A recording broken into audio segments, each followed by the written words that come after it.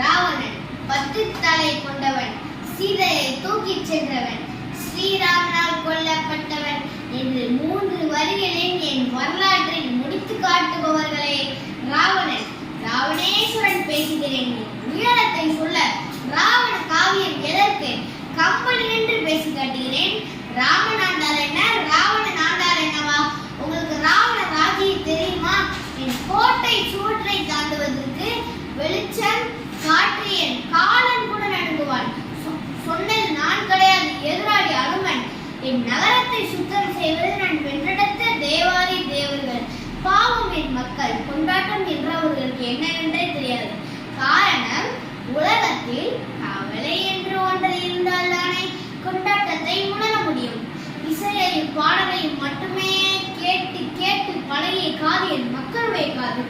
ஒரு நாளும் மனதையை புறப்படும் அவர்களுக்கு என்னவென்றே தெரியாது.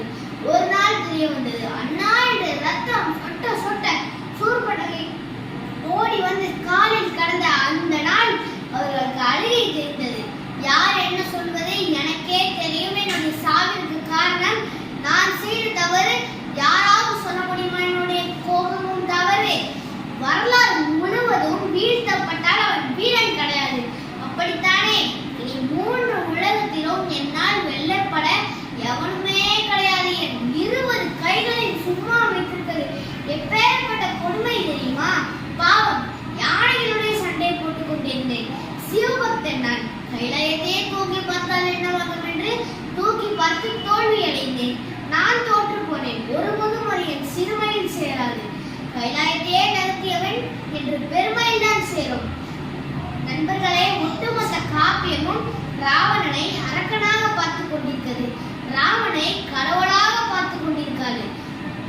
ஆனால் இந்த அரக்கன் ராமனை கடவுளுக்கும் மேல பரம்பொருளா பார்த்து கொண்டிருக்கிறது. வேதம் உள்ளவரை ராமன் பேசப்படுவான். எதிர்த்து நின்று செத்து போன இந்த ராவணனும் பேசப்படுவான். நான் வாழ்ந்த காலங்களில் என் முகம் எவ்வளவு பிரகாசமாக இருந்ததோ அதை விட